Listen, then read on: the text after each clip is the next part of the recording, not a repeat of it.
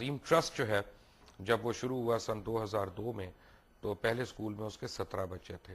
This school was opened with the intention of helping the children of the underprivileged, those who were less fortunate in life. کوڑا اٹھانے کا کام کر رہے ہیں, کباڑ کھانے کا کام کر رہے ہیں, اور ان کے بچے. اور آج صرف 6 سال کے اندر وہاں پہ اس وقت 16 سکولز آپریشنل ہیں اور تقریباً 4000 بچے وہاں تعلیم حاصل کر رہے ہیں. پہلا بیچ ان کا جو ہے اب وہ مختلف ملٹری کالجز میں انٹری کے ٹیسٹس دے رہے ہیں جا کے, اور العظیم ٹرسٹ نے اپنے بچوں کے لیے, لڑکوں کے لیے پہلا ایک ہاسٹل بھی تعمیر کر لیا ہے جہاں پہ اس وقت 67 اسٹوڈنٹس ہیں, اور ان کا پورا ارادہ ہے کہ اپنی مدد آپ کے تحت اگلے سال اسی جگہ پہ ان بچوں کے لیے کہ جو یہاں سے فارغ التحصیل ہوں ان کے لیے کالج یا یونیورسٹی کھولی جائے.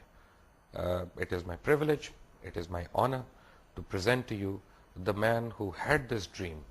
And I think یہ جو پورا پروسیس ہے کہ ان کو یہ خواب کیوں آیا, انہوں نے کیوں دیکھا, اور اس کی تعبیر انہوں نے کس طرح پائی, وہ ان تمام لوگوں کے لیے باعث شرم ہوگا جو سمجھتے ہیں کہ اس ملک میں کچھ نہیں اور وہ یہاں سے بھاگنا چاہتے ہیں.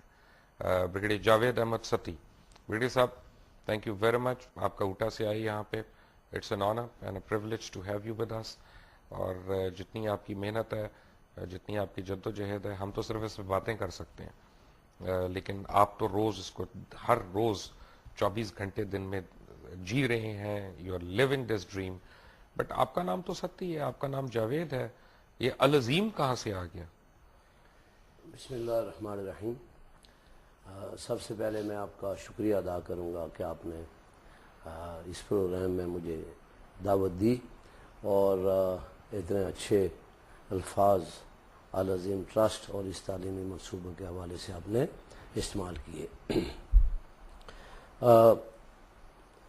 جیسے آپ نے سوال کیا العظیم ٹرسٹ یا عظیم نام ہم نے کیسے رکھا, یہ بتانے سے پہلے میں تھوڑا سا اپنی بیک گراؤنڈ بتاؤں گا, اور اس علاقے کے حوالے سے میں تھوڑا سا بتانا چاہوں گا کہ تحصیل کوٹا ڈسٹرکٹ راولپنڈی کی تحصیل ہے, لیکن اس تحصیل کے کافی سارے علاقے جو خاص کر کے ریور جہلم کے ساتھ لگتے ہیں, وہ علاقے پرائم منسٹر ہاؤس سے اگر کرو فلائٹ آپ دیکھیں تو 20-25 کلومیٹر سے زیادہ فاصلہ نہیں ہے.